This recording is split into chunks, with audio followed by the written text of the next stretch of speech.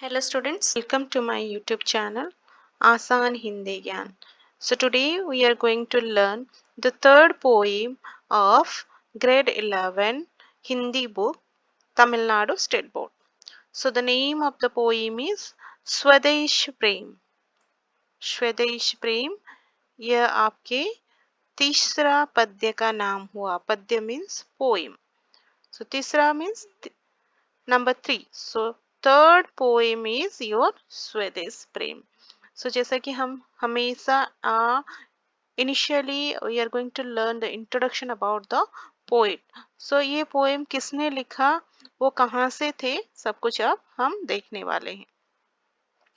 So पंडित राम नरेश त्रिपाठी, जिनका जन्म 1889 में हुआ था और उनकी मृत्यु 1962 में हुआ था.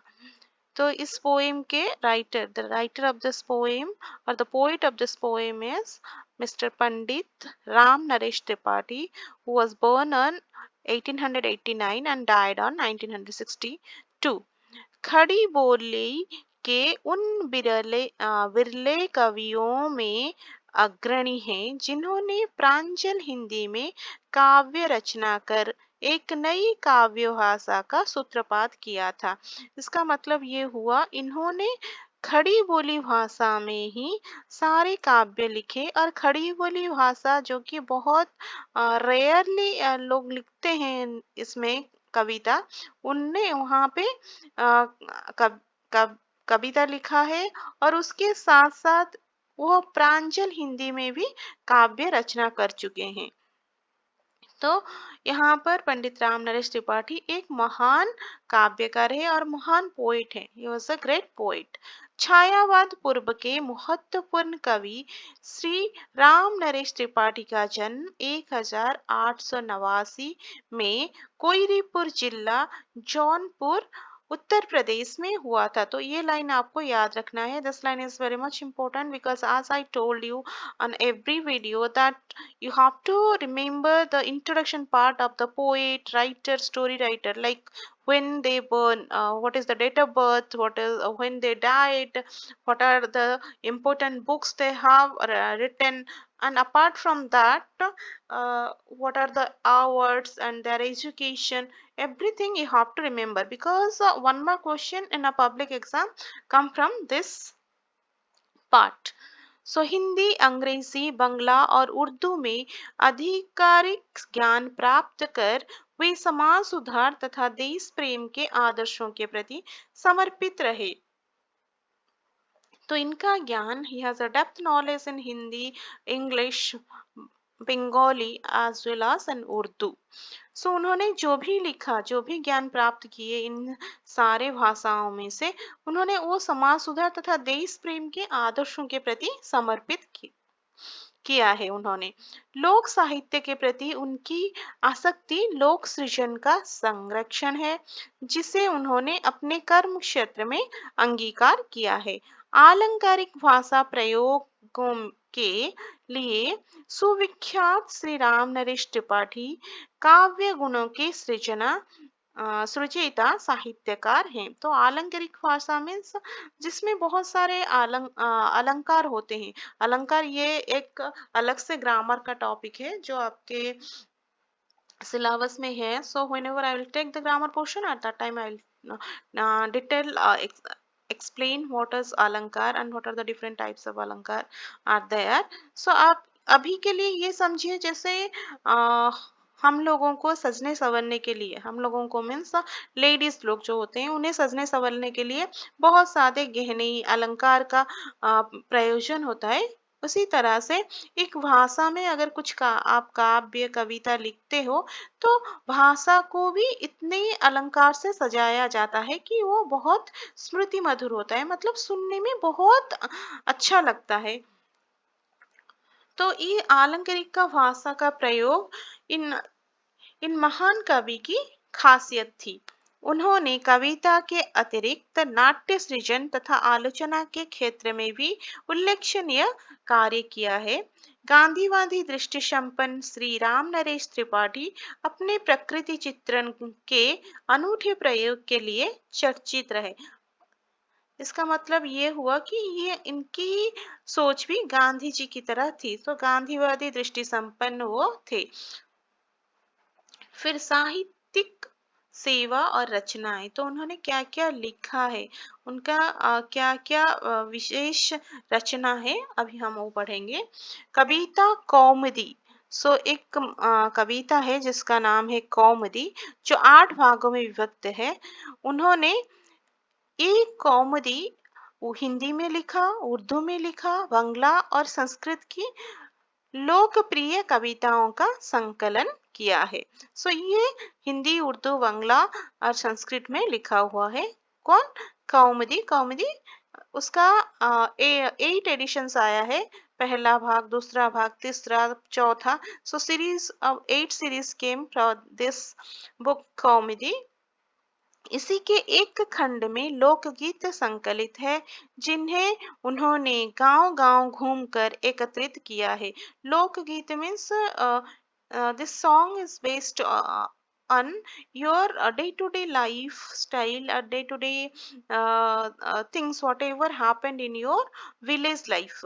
लोक साहित्य के संरक्षण की दृष्टि से हिंदी में यह उनका पहला मौलिक कार्य था। हिंदी में वे बाल साहित्य के जनक माने जाते हैं। बाल साहित्य के जनक मतलब जो लिटरेचर के वो पार्ट होते हैं जिसमें हम बच्चों के लिए कुछ लिखते हैं, तो बाल साहित्य के ये जनक, जनक मतलब जो सृष्टि करता है, पिता, पिता मतलब फादर, फादर ऑफ दिस बाल साहित्य।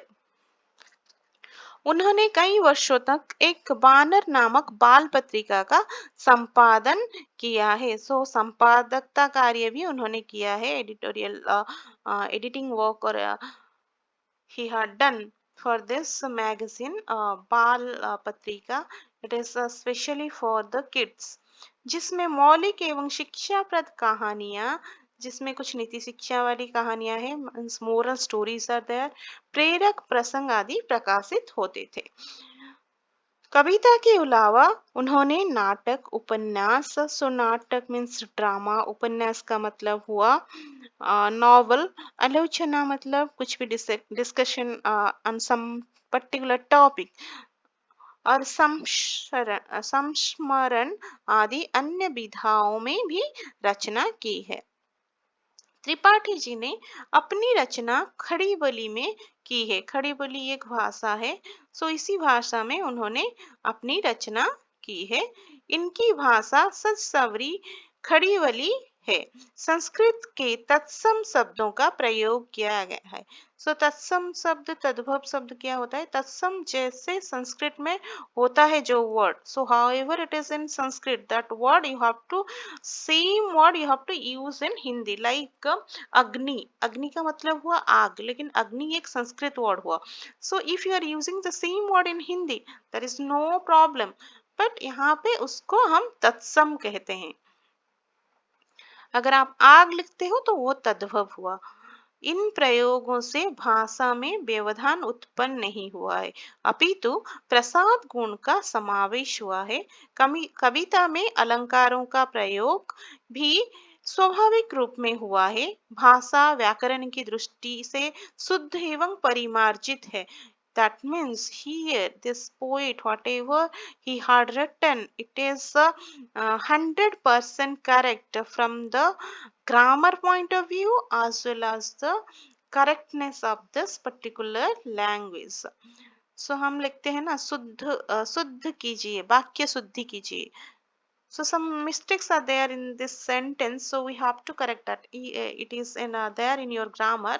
So we'll learn later in videos, we'll learn those things. So whatever the poem or a drama or the story, whatever written by this particular writer, so all the writings are perfect, 100% correct from the grammar angle as well as the correctness of the language। भाषा मधुर तथा भावों को व्यक्त करने में सक्षम है। तो भाषा हम बोलते क्यों है? Why we are using any language? Because it should be very sweet to listen, to speak, as well as whoever standing in front of us or whom we are speaking, he or she should able to understand whatever we are explaining or whatever we are sharing with him. So भाषा आपका मधुर होना चाहिए तथा आप जो emotion भाव जो आप दूसरों को बताना चाहते हैं वो अच्छे से आए और सामने वाला आपका भाव समझ सके। तो यह अ, इस कार्य को करने में भी this writer was very much capable. Tripathi ji कवि होने के साथ ही बाल साहित्यकार, आलोचक, नाटककार भी है। So not only he was a poet, he was a साहित्य बाल साहित्यकार वो थे, आलोचक थे तथा नाटककार भी थे। अपने प्रबंध एवं मुक्तक दोनों ही प्रकार की काव्य रचना की है। आपके आख्यान मौलिक हैं। इनके काव्य में राष्ट्र प्रेम की भावना भी कूट कूट कर भरी है। राष्ट्र प्रेम मीन्स जो लोग अपने देश से प्यार करते हैं, who love their countries very much. So that love towards your country इसे बोला जाता है राष्ट्र प्रेम। So whatever this poet had written, in every poet you can find this love and affection to the country, which is none other than India, our country. काव्य के कर्मयोग की भावना भी विद्यमान है। गांधीवादी आदर्शों की छाप आपके काव्य में स्पष्ट रूप से अंकित है। सो ये गांधी जी के प्रिंसिपल को फॉलो करते थे, तो उनकी काव्य में भी गांधी जी के आदर्श, सो गांधी जी के जो भी आदर्श होते थे उसकी छाप है। आपका प्रकृति चित्रण मौलिक तथा अनूठा है। सो इनकी रचनाएं क्या क्या है? रचनाएं खंड काव्य, सो जो काव्य खंड छोटे छोटे रूप में आते हैं, स्वप्न हुआ, मिलन हुआ, पथिक हुआ, ये उनके काव्य खंड काव्य है। आलोचना में तुलसीदास और उनका काव्य है, उन पर आलोचना की है। नाटक में उन्होंने पैसा परमेश्वर लिखा हुआ है। संपादन में उन्होंने कविता एक कविता का संपादन किया है। सुसंपादित कविता का नाम कौमुदी है और कौमुदी आपका 8 भागों में विभक्त है। बालोपयोगी यानी कि child stories, stories that is for children, like so many bal katha, so many stories he had written in his lifetime. So this is all about the introduction of your poet. Then come to your poem. So name of the poem is स्वदेश प्रेम.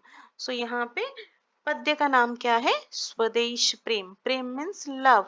स्वदेश, स्व का मतलब हुआ अपना, खुद का देश, दिस मीन्स कंट्री, स्व मीन्स ओन, अपना। So love towards your own country. प्रस्तुत कविता यानी कि यह स्वदेश प्रेम स्वप्न काव्य संग्रह से ली गई है। स्वप्न काव्य संग्रह मीन्स अगर आप स्वप्न के एक सेट की तरह लेते हैं तो स्वदेश प्रेम एक सबसेट हुआ। मैथमेटिकल फॉर्म में मैं आपको बता रही हूँ। अगर स्वप्न एक महान काव्य है तो उसमें से स्वदेश प्रेम एक छोटा सा हिस्सा जो होता है, small part of this total book is the स्वदेश प्रेम। सो उसमें देश प्रेम की सीख के साथ ही देश के हितार्थ आत्मत्याग करने की भी आह्वान है। मृत्यु को जीवन की महान यात्रा का पड़ाव स्वीकार किया गया है। कविता के पूर्व भाग में भारत की प्राचीन गौरव गाथा का बखान है। सो यहाँ पे इस कविता में आप देखेंगे कि कवि किस प्रकार देश के हित के लिए, देश के भलाई के लिए आपको अपने बारे में ना सोच के देश के बारे में सोचना चाहिए। You should be that should not be any selfishness. You always be ready to serve for your country. And what are the great stories or great things happened in our country during ancient time? So everything was described in this or narrated in this poem. Let's see. सो एक के बाद एक हम देखेंगे। ये रहा आपका पहला स्टैंजा ऑफ द पोइम। अतुलनीय जिनके प्रताप का साक्षी है प्रत्यक्ष दिवाकर, घूम घूम कर देख चुका है जिनकी निर्मल कीर्ति निशाकर। देख चुके हैं जिनका वैभव ये नभ के अनंत तारागण। अगणित बार सुन चुका है नभ जिनका विजय घोष रण गर्जन। सो यहाँ पे हम उसका एक्सप्लेनेशन देखेंगे। अतुलनीय जिनके प्रताप का साक्षी है प्रत्यक्ष दिवाकर। घूम घूम कर देख चुका है जिनकी निर्मल कीर्ति निशाकर। देख चुके हैं जिनका वैभव ये नभ के अनंत तारागण। अगणित बार सुन चुका है नभ जिनका विजय रण गर्जन। सो कठिन शब्दार्थ कुछ इस प्रकार है। अतुलनीय, अतुलनीय मीन्स जिसकी तुलना ना की जा सके। अगर आप किसी को कंपेयर नहीं कर सकते हो, who is not comparable, incomparable. प्रताप, प्रताप का मतलब साक्षी, गवाह, विटनेस। प्रत्यक्ष, प्रत्यक्ष मीन्स आई विटनेस, और जिस जो थिंग, जो काम और जो घटना आपके आंखों के सामने होता है, इन फ्रंट ऑफ आईज। दिवाकर, दिवाकर सूर्य का नाम हुआ दिवाकर। ये अगर पर्यायवाची शब्द आपको पता, लिखने को बोला जाए कि सूर्य का पर्यायवाची शब्द आप लिखिए तो आपको दिवाकर लिखना है। सिनोनिम्स आप जैसे इंग्लिश में बोलते हो। निर्मल, निर्मल means very neat and clean, अत्यंत स्वच्छ। कीर्ति का मतलब हुआ यश और फेम। निशाकर, निशाकर किसे बोला जाता है? चंद्रमा को, यानी चांद को, मून को बोला जाता है। वैभव, वेल्थ और धन संपदा जो आपका है। नभ का मतलब हुआ आकाश, और नभ यहाँ पे आकाश का पर्यायवाची शब्द हुआ स्काई। अनंत, अनंत मतलब जिसका अंत न हो, जो कभी एंड ही ना हो, इन्फिनाइट। तारागण, तारों का समूह। सो ग्रुप ऑफ और कपल ऑफ स्टार्स और group of stars, so many stars are there in sky, so उन्हें एक साथ बोला जाता है तारागण। अगणित, अगणित का मतलब जिससे आप गिनती नहीं कर सकते, who is not countable, uncountable. विजय घोष, विजय घोष means the joyful sound of victory whenever in the world, if anyone, any country और any kingdom own that word, then एक तरह का शंखनाद होता है, एक विजय घोषणा होता है, एक बिगुल बजता है, तो उसे हम कहते हैं जॉयफुल साउंड ऑफ विक्ट्री, जीत की घोषणा होती है। रण, रण का मतलब लड़ाई और बैटल। गर्जन, गर्जन का मतलब roar, lion is roaring, so that गर्जन, हुकारने की आवाज। तो यह काव्यांश स्वप्न काव्य संग्रह से संकलित कविता स्वदेश प्रेम से लिया गया है। हमने पहले भी पढ़ा है कि स्वदेश प्रेम यह काव्य संग्रह से लिया गया है जिसका नाम स्वप्न है। सो इसके रचयिता कौन है? Who had written this things? Ram Naresh Tripathi. So in पंक्तियों में, in this stanza poem, here what the writer or what the poet is trying to say, इन पंक्तियों में भारत देश के उन महापुरुषों और पूर्वजों का यशगान किया गया है जिनका गवाह सूर्य, चांद और तारे हैं।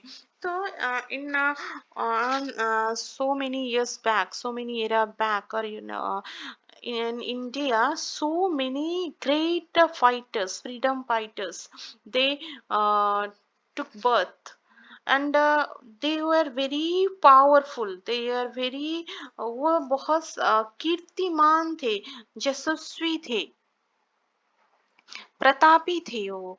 सो उनके बारे में यहाँ पे लिखा गया है। Those great person are very famous, so all this famous personalities work, the main witness of their work, their freedom fighting, was sun, moon and these stars. So यही है इस स्टैंजा का मेन उद्देश्य है कि आपको यहाँ पे कवि ये समझाने चाहते हैं कि हमारे पूर्वज, our ancestor who born on different era, they are so powerful, they're having so name and fame, and they are very great brave soldiers. So whatever they did at that time, who are the eyewitness, because you and me are not at that time. So at that time, जिसे हम मुख्य साक्षी बोलते हैं, सूर्य, चंद्रमा, तारे, ये हमेशा होते हैं और ये जिनकी गवाही देते हैं, जिनके विटनेस के तौर पर खड़े रहते हैं। तो संपूर्ण व्याख्या में आते हैं। कवि देशवासियों से कहते हैं कि तुम अपने उन महापुरुष और पूर्वजों को याद करो जिनके बेजोड़ और किसी से भी ना तुलना किए जाने वाले प्रताप का गवाह सूर्य आज भी मौजूद है। इसका मतलब हुआ यहाँ पर here the poet is trying to wake up you all to remember those great personalities, to those great persons who sacrifice their life, and their sacrifice not going to be comparable with anything, and all the things, all the great things done by those great persons. So the witness of those things was only sun. Till now, who is there on sky also? कभी यहाँ पे देशवासियों से कहते हैं ये कि आप देशवासियों अपने महापुरुष पूर्वजों को याद करो जिन्होंने कुछ ऐसे काम किए हैं, कुछ इतने प्रतापी थे, कुछ इतने महान कार्यकर्ता थे जिनकी काम की तुलना आप किसी से भी नहीं कर सकते हो, और उनकी वो गौरव, वो प्रताप का एकमात्र साक्षी सूर्य आज भी आसमान में मौजूद है, जिसे आप आज भी देखते हो।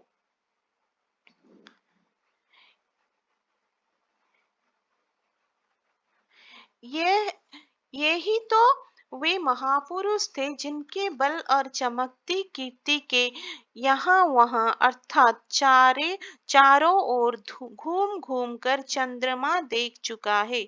हमारे पूर्वज अत्यंत यशस्वी और समृद्धिशाली थे। इसे तारों का अंतहीन समूह पहले ही देख चुका है। हमारे पूर्वज न अनेक बार युद्ध किया और विजयी रहे। इनकी जीत की खुशी की घोषणा और युद्ध की गर्जना को आकाश बहुत बार सुन चुका है। यह हमारे पूर्वजों का यश, वैभव और अद्भुत युद्ध कौशल का प्रमाण है। तो यहाँ पे फिर से कवि बोलते हैं कि ये यही महापुरुष है, ये वही महान व्यक्ति है जिनके बल means whose power, whose fame, चमकती कीर्ति यहाँ वहाँ मतलब चारों ओर फैल चुका था। It spread all over their power, their achievements, their fame, everywhere it spreads all over the world. And this Chandrama means moon, was able to see all these things by moving round in the sky. So ये है चंद्रमा, ये चांद आसमान में घूम घूम कर सारे महापुरुषों का चमकती कीर्ति और बल का एकमात्र मुख्य साक्षी बना।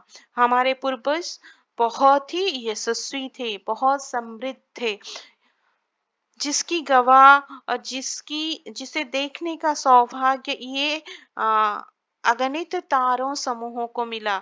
हमारे पूर्वजों ने बहुत बार युद्ध किया और बहुत बार विजयी भी हुए। So they did so many wars, and they also defeat everyone, and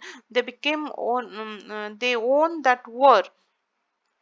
और इनकी जीत की खुशी की घोषणा और युद्ध की गर्जन आज भी आकाश में सुनाई देता है। मतलब यह आकाश पहले भी उनका वीर गर्जन और जीत की घनघोर नाद को सुन चुका है।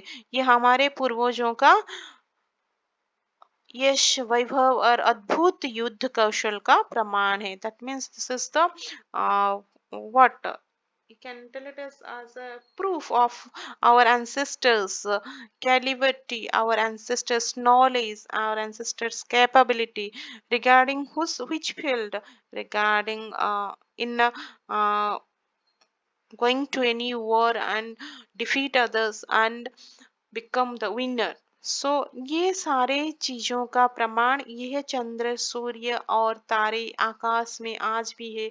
और उन रण कौशल उन रण युद्ध की गर्जन आज भी आकाश को महसूस होता है, क्योंकि आकाश पहले ही वो सब सुन चुका है। अभी दूसरे स्टैंजा पे आते हैं। शोभित है सर्वोच्च मुकुट से जिनके दिव्य देश का मस्तक, गूंज रही है सकल दिशाएं जिनके जय गीतों से अब तक, जिनकी महिमा का है अविरल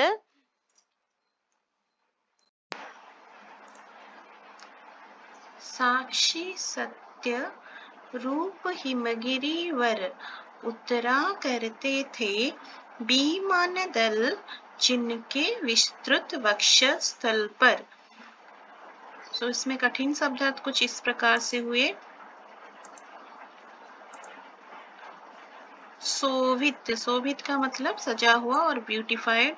सर्वोच्च, सर्वोच्च का मतलब हुआ सबसे ऊंचा और हाईएस्ट। मुकुट means crown. Divya means heavenly और अलौकिक, उसे आप बोल सकते हैं। सफल का मतलब हुआ सारी या सॉरी सकल का मतलब हुआ सारी और ऑल। जय गीत, जय गीत is the song of victory. महिमा, महिमा मीन्स डिग्निटी। अविरत्न, अविरल, अविरल का मतलब हुआ लगातार या कंटिन्यूस। हिमगिरी वर, हिमगिरी वर बर्फ से ढके श्रेष्ठ पहाड़। So this mountain top is always covered up with ice, snow. So इसे इसीलिए बोला जाता है कि हिमालय को हिमगिरी, बर्फ में ढका हुआ पहाड़, हिमालय। विमान दल मीन्स विमानों का समूह और ग्रुप ऑफ एरोप्लेन्स। देन विस्तृत, विस्तृत का मतलब आपका हुआ दूर दूर तक फैला हुआ। Then means it is going to spread in a vast area. वक्षस्थल, वक्षस्थल मतलब सीना या फिर चेस्ट, आप जिससे बोलते हो। Then we'll learn now the व्याख्या और प्रसंग। यह काव्यांश स्वप्न काव्य से काव्य संग्रह से लिया गया है। सो स्वप्न काव्य में एक कविता है जिसका नाम है आपका स्वदेश प्रेम, जो कि आपके पोएम का नाम है। तो यहाँ पर ये काव्यांश स्वप्न काव्य से लिया गया है और कविता है यहाँ पे स्वदेश प्रेम। इसके रचयिता है कवि राम नरेश त्रिपाठी। सो ये सारे पंक्तियों में क्या लिखा गया है, क्या वर्णन किया गया है, यही सब हम अभी सप्रसंग व्याख्या करेंगे। तो यहाँ पे लिखा गया है कि इन पंक्तियों में हमारे देश के और हमारे पूर्वजों यशोगान किया गया है कि उस समय भी हमारा देश कितना महिमामय था। So who are our ancestors? They are very famous and all over the not only here in India, also nearest neighbor of this India, of our country, also know about our ancestors braveness and our ancestors fame, our ancestor victory, everything they know. So in this paragraph or in this stanza of poem, the poet is going to explain about those things. So अनुवाद कुछ इस प्रकार हुआ। कवि, कवि मतलब जो लिखे हैं इस कविता को। सो कवि राम नरेश त्रिपाठी यहाँ पर देशवासियों को अपने देश के प्राचीन गौरव की याद दिलाते हुए कहता है कि यह हमारे प्रतापी पूर्वजों का देश है। So here poet is trying to say today's generation, and he is trying to remember them that our ancestors were very brave, were very famous, and their dignity is very high. So he is trying his level best to remember all those things and to make this young generation know about our ancestors properly. So यहाँ पे हमारे पूर्वजों के बारे में कवि अभी के जो हैं देशवासी उन्हें याद दिलाते हुए कहते हैं कि हमारा प्राचीन गौरव, हमारे देश का प्राचीन गौरव बहुत अच्छा था, गौरवमय था, क्योंकि हमारे पूर्वज बहुत प्रतापी थे। हमारे देश के माथे पर हिमालय रूपी मुकुट सुंदर लग रहा है। यहाँ पर कवि हमारे देश को एक रानी की तरह वर्णन करते हैं, जैसे रानियों के माथे पर हमेशा मुकुट शोभा रहता है। So queens has always use the crown, they wear the crown in their head. Similarly, Himalaya mountain also looks like a crown in our country India. So यहाँ पे हमारे देश भारत माता के माथे पर हिमालय रूपी मुकुट बहुत खूबसूरत और बहुत सुंदर लगता है। हमारे पूर्वज इतने प्रतापी और यशस्वी थे कि उनकी विजय और जयकार के गीतों से सारी दिशाओं में गूंज रही थी। तो our ancestors were so brave, so famous, their dignity was very high. So not only in our country, near to our country or neighbor countries also know about those persons are our ancestors. So हमारे जो पूर्वज थे वो बहुत प्रतापी थे, बहुत वीर थे। उनकी ख्याति ना कि अपने देश में विदेशों में भी गूंज रही थी। ये हमारे पूर्वज ही थे जिनकी महिमा का गवाह आज भी सत्य स्वरूप वाला श्रेष्ठ हिमालय दे रहा है। तो यहाँ पे कवि बोलते हैं कि हमारे पूर्वजों के बारे में एक विटनेस की तरह, एक आई विटनेस की तरह और एक साक्ष्य के रूप में आज भी हिमालय पर्वत खड़ा है और दंडायमान है। इस हिमालय का अपना विशिष्ट इतिहास है कि इसके विशाल शिने पर विभिन्न लोगों के विमान दल के दल बनाकर उतरा करते थे। सो और एक विशेषता है इस हिमालय का कि यहाँ पे ना ही एक दो विमान उतरा करते थे, इसके वक्षस्थल पर, इसके छाती पे, इसके सीने पे, इस पर्वत के सीने में दल के दल, मतलब group of planes has to land in the chest of our great mountain Himalaya. Then come to the third stanza of poem. सागर निज छाती पर जिनके अगणित अर्नव पोत उठाकर पहुंचाया करता था प्रमोदित। भूमंडल के सकल तटों पर नदियां जिनकी यश धारा सी बहती हैं, अब भी निसीवासर ढूंढो उनके चरण चिन्ह भी पाओगे तुम इनके तट पर। सो शब्दार्थ कुछ इस प्रकार हुए।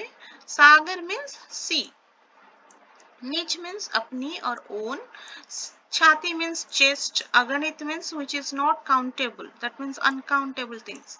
अर्नव means पोत समुद्री जहाज, जो कि आप शिप बोलते हैं इंग्लिश में, शिप्स। प्रमोदित means happily, खुश होकर। भूमंडल पृथ्वी को बोला जाता है, पृथ्वी का अंग्रेजी में आप बोलोगे तो अर्थ। तट का मतलब हुआ किनारा, बैंक, सी बैंक और रिवर बैंक। सो यस का मतलब हुआ फेम और कीर्ति। धारा मीन्स बहाव और करंट। निसी का मतलब हुआ रात और नाइट। वासर मीन्स दिन और डे। ढूंढो मीन्स खोजो और सर्च। चरण का मतलब हुआ चिन्ह, पैरों के निशान, फुट मार्क्स। सो यहाँ पे ये लाइन हमेशा रिपीट होता रहेगा। यह काव्यांश स्वप्न काव्य संग्रह से लिया गया है। यहाँ पर कवि कहना क्या चाहते हैं, इन पंक्तियों में हमारे यशस्वी पूर्वजों की महिमा का गुणगान किया गया है। सो इस पंक्ति में भी दोबारा कवि यहाँ पे हमारे एंसेस्टर्स का, हमारे पूर्वजों का गुणगान करते थे कि वो कितने महान थे।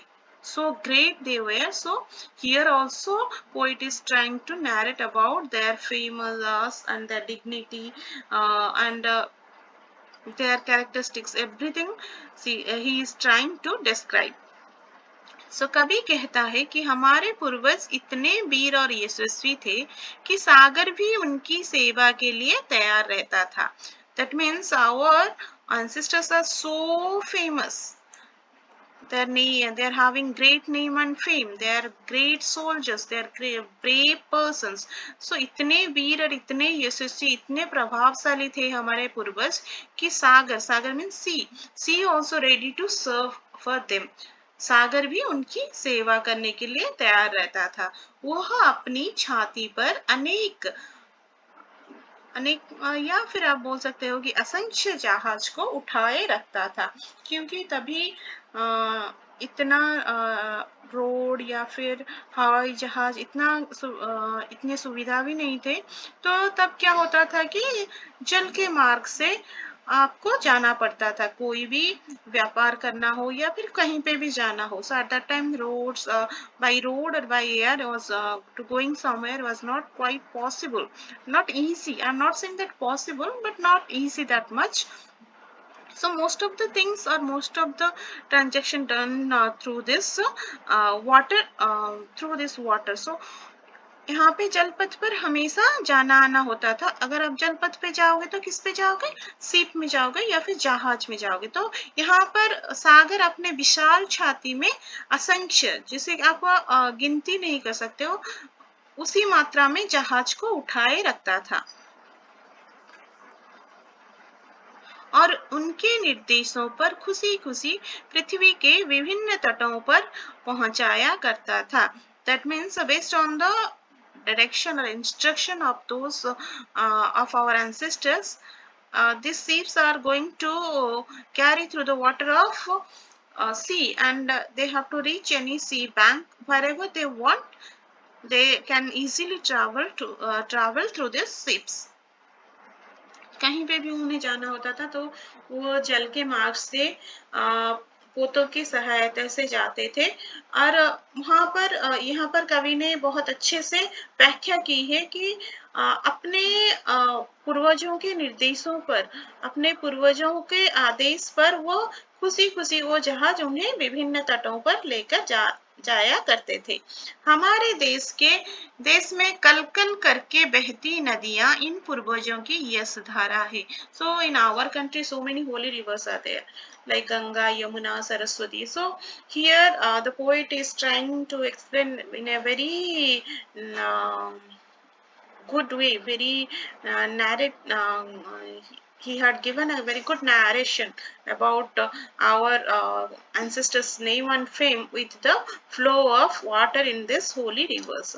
So जैसे हमारे देश में ये पवित्र नदियां बहती हैं, जैसे इनकी पानियां जब बहती हैं, जो एक तरह का सुंदर आवाज निकलता है, कल कल करके एक आवाज निकलता है, उसी कलकल करके आवाज निकलने वाली नदियों की बहाव के समान हमारे पूर्वजों का यश धारा को भी यहाँ पर कवि ने कंपेयर किया है. और यहाँ पर कवि ने बताया, इसे समानता पूर्वक दर्शाया है कि जैसे ही नदियों की जल कलकल करके बहती है, उसी तरह उस समय हमारे पूर्वजों की यश धारा भी कलकल करके बहती थी. अर्थात इनमें इन पूर्वजों का यश बह रहा था. इनमें मतलब इन नदियों के जल की बहाव में. वास्तव में हमारे पूर्वज धन्य थे. Really our ancestors were great and they're blessed. कवि कहता है कि मुझे तो ऐसा लगता है कि हमारे महापुरुषों के चरण के निशान ध्यान से खोजे जाए तो इन्हीं नदियों और सागर के किनारे मिल जाएंगे. अर्थात ढूंढने वाले को इनके कदमों के निशान मिल जाएंगे. तो लास्ट में कवि यहाँ पे बोलते हैं, अगर हम ध्यान से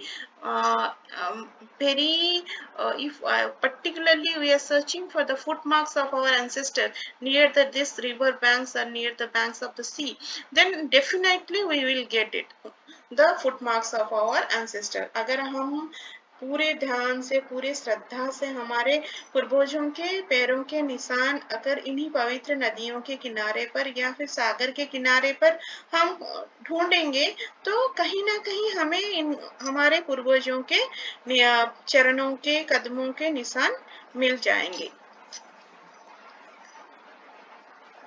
Then come to the fourth stanza of the poem. जब तक साथ एक भी दम हो अवशिष्ट एक भी धड़कन, रखो आत्म गौरव से ऊंची पलकें, ऊंचा सिर ऊंचा मन। एक बूंद भी रक्त शेष हो जब तक तन में है शत्रुंजय, दीन वचन मुख से ना उचारो, मानो नहीं मृत्यु का भी भय। तो वहां पर कठिन शब्द इस तरह हुआ। दम का मतलब सांस और ब्रीथ, अवशिष्ट मीन्स रिमेनिंग पार्ट, धड़कन means it's a palpitation of your heart, आत्म गौरव मीन्स सेल्फ रेस्पेक्ट, पलके मीन्स पुतलियां और आईलिड्स, रक्त मीन्स खून और ब्लड, शेष हो बचा हो, remain which is remain, if something is remain ना दैट वन। तन का मतलब हुआ शरीर और बॉडी, शत्रुंजय शत्रुओं को जीतने वाले, यहाँ पे शत्रुंजय किसे बोला गया है? भारतीयों को। Winners who defeat the enemies. दीन वचन who are speaking very poorly, कमजोरी की बातें। उचारो का मतलब हुआ कहो और बोलो से। मृत्यु मौत का मतलब हुआ डेथ। भय का मतलब हुआ डर और फियर। तो इन पंक्तियों में कवि ने मनुष्य को अपना स्वाभिमान बनाए रखने तथा सिर और मन हमेशा ऊंचा रखने के लिए बोला गया है। यहाँ पर कवि इन हमारे भारतवासियों को कहते हैं कि आप अपना आत्मस्वाभिमान, सेल्फ रिस्पेक्ट हमेशा बचाए रखिए, और you should always keep your head, अपना मन और अपना सर हमेशा ऊंचा करके रहिए। That means you don't bend down in front of others.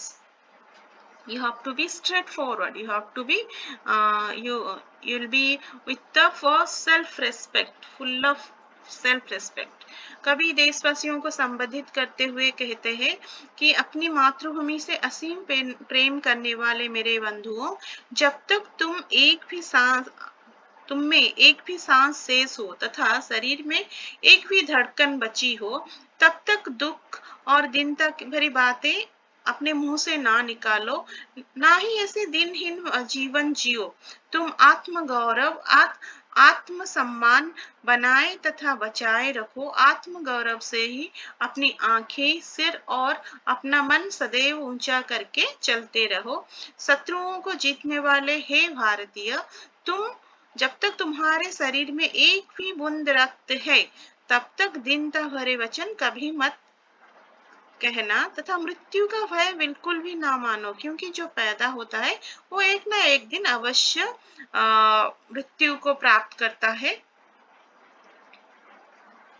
तो यहाँ पर कवि ये बोलना चाहते हैं कि you all are Indians whose ancestors were very brave. They are very famous. They were having very high dignity. तो आप उन पूर्वज भारतीयों के वंशधर हो। तो हे देशवासियों, जब तक आपके शरीर में एक बूंद रक्त शेष है, that means till the end of your life, still if you are having a drop of blood, till that time and till the end of your life means the last शेष धड़कन means last palpitation of your heart, till that you never bow down your head in front of others. You have to be lead your life with the full of self-respect. If you are a very conscious person, if you are having self-respect within you, then you can raise your head in front of anyone. No need to think about I will die, something will happen, if these things are not going to happen, how I will lead my life. So don't think those things, क्योंकि जो एक बार जन्म लेता है, उसे एक ना एक दिन मरना होता है। एक तो मरना है, तो क्यों ना पूरे स्वाभिमान स्वाभिमान के साथ जिए और स्वाभिमान के साथ सारे वो काम करें जो हमारे पूर्वज करते थे। उनके विजय धारा, उनके यश को हमें कायम रखना है। Then fifth stanza of the poem, सच्चा प्रेम वही है जिसकी जिसकी तृप्ति आत्म बलि पर हो निर्भर, त्याग बिना निष्प्राण प्रेम है, करो प्रेम पर प्राण निछावर। देश प्रेम वह पुण्य क्षेत्र है, अमल असीम त्याग से विलसित, आत्मा के विकास से जिसमें मनुष्यता होती है विकसित। कठिन शब्दार्थ कुछ इस प्रकार हुए। सच्चा मीन सत्य, ट्रू और रियल। तृप्ति का मतलब हुआ कंटेंटमेंट और संतुष्ट होने का भाव, if you are satisfied very much, that feeling. आत्म मतलब हुए बलि, आत्म बलि का मतलब है खुद की बलिदान देना, सेल्फ सैक्रिफाइस। निष्प्राण का मतलब हुए मरा हुआ, डेड।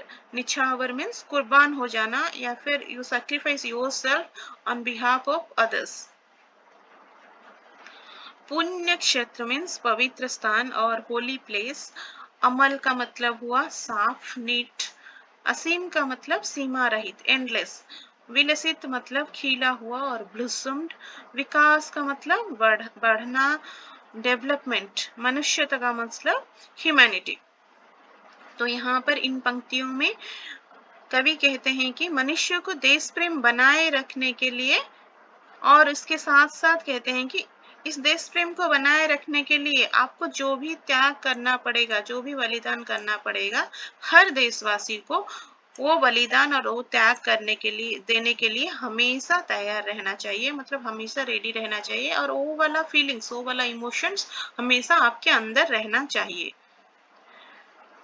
व्याख्या कुछ इस प्रकार हुआ। कवि देशवासियों से कहता है कि वास्तविक प्रेम वही है जिसकी परिणति या अंत आत्म त्याग में होता है।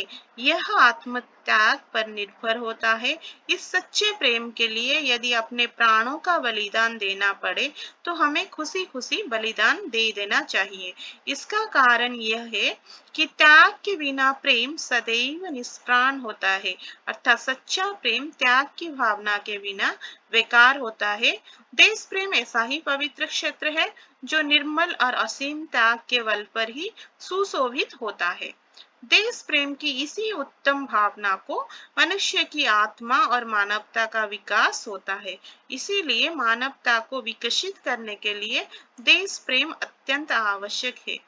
ये पैराग्राफ में, ये स्टांजा में यहाँ पर कवि को महसूस होता है, here the poet is feeling like that now this generation is not having that love, affection and sacrificeness towards the country, क्योंकि हमारे पूर्वज जो थे वो बहुत ही देशभक्त थे, लेकिन अभी इस वक्त जो देशवासियां हैं वो सिर्फ अपने बारे में सोचते हैं, देश के लिए कोई नहीं सोचता।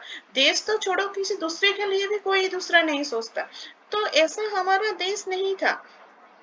तो यहाँ पर कवि कहते हैं अगर हम लोग सच में देश से प्यार करते हैं तो देश के लिए, if our love is real, true towards our country, then we should be always ready to sacrifice our life, to sacrifice everything for our country.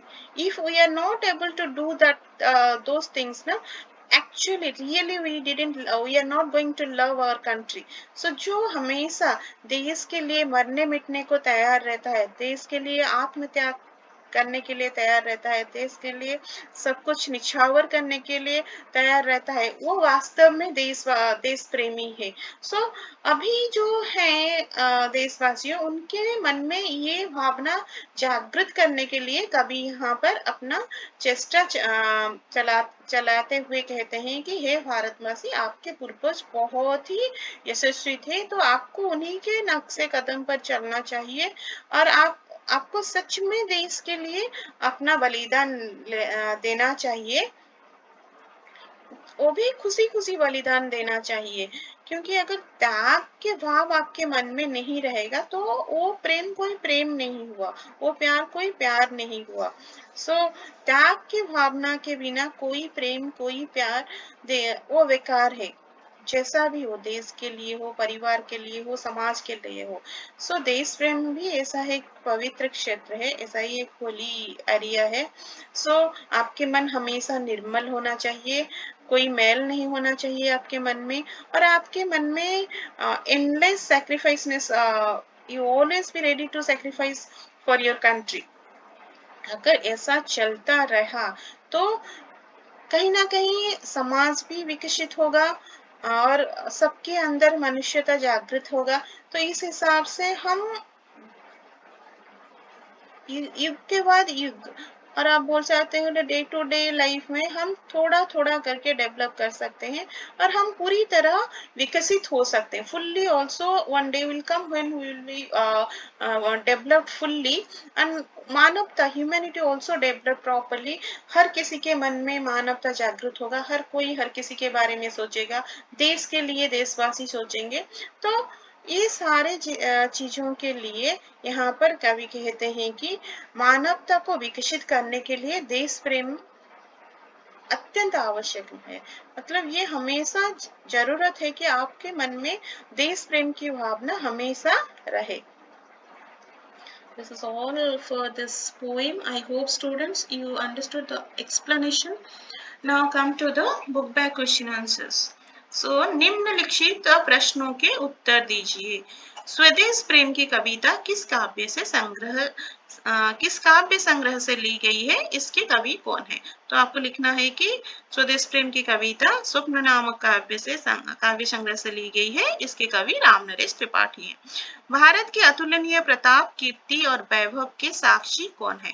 सूर्य, चंद्रमा और अगणित तारागण, ये तीन हैं आपके भारतीय के प्रबल प्रतापी, कीर्ति और वैभव के साक्षी। हमारे देश का मस्तक कैसे शोभित है? हिमालय पर्वत जैसे ऊंचे पर्वत समान एक मुकुट से हमारे देश का मस्तक सुशोभित है। ये बहुत इंपॉर्टेंट क्वेश्चन है, most of the time in exam you will get this question. विमुख देशवासी की उपमा के द्वारा कवि युगक में देश प्रेम की भावना कैसे जगाता है? विमुख देशवासी मतलब विमुक्त देशवासी का मतलब हुआ जो अभी देश से इतना प्यार नहीं करते, देश में रहते हैं लेकिन देश के लिए कोई कुछ नहीं सोचता है, कुछ करने के लिए किसी के अंदर कोई भी चाह नहीं है। कवि का कहना है कि ध्रुव जैसे प्रदेशों में रहने वाले लोग कहीं तो सर्दी में कांप कर मरते हैं और कहीं गर्मी के कारण हाँप कर जीते हैं। That means some countries are there where always under 12 months of a year always be either winter or chill climate will be there, or somewhere always hot climate will be there. कहीं पे बहुत ज्यादा सर्दी आती है, कहीं पे बहुत ज्यादा गर्मी रहती है, फिर भी वहां पे लोग रहते हैं। इतने ऐसी विषम परिस्थिति में जीते हुए भी वो अपने देश से असीम प्यार करते हैं, जबकि उनकी रहन सहन भी सही, मतलब जलवायु भी अच्छी नहीं है, फिर भी वो वहां पे रहते हैं और वो अपने देश से प्यार करते हैं। लेकिन हमारे देश में तो सब कुछ सुख है। जलवायु की दृष्टि से दिखे तो यहाँ पे 6 ऋतुआं आती हैं यार, बहुत सारे हरियाली है, बहुत कुछ है। तो इस हिसाब से हमारा देश हर तरह से सुखदायी है, अतः हमें भी अपने मन में देश प्रेम का भावना अवश्य बनाए रखना चाहिए। ये 5वां क्वेश्चन भी इम्पोर्टेंट है। भारत भूमि क्यों स्वर्ग तुल्य है? भारत भूमि हर प्रकार के सुखों का भंडार है, जैसे मैंने अभी बताया। यहाँ की हवा साफ है, एयर इज वेरी क्लीन और सुगंधित है। यहाँ की नदियां में बहने वाला पानी अमृत के समान है। यहाँ के जितने भी पवित्र नदियां बहती हैं उनके पानी को अमृत के समान माना गया है। यहाँ पर भांति भांति की ऋतुएं आती जाती है, गर्मी हुई, बारिश हुआ, फिर आपका बसंत का ऋतु आया, या फिर ठंडी का मौसम आया। यहाँ पे बहुत सारे ऋतुआं एक के बाद एक आते हैं और यहाँ का मौसम क्लाइमेट इज वेरी गुड, अतः भारत भूमि स्वर्ग तुल्य है। That's why the poet here comparing the land of India with the heaven. So this is all your question answers. I hope children you understood the explanation as well as the book back question answer. Thank you so much. Thanks for watching my channel. Please subscribe my channel. Thank you.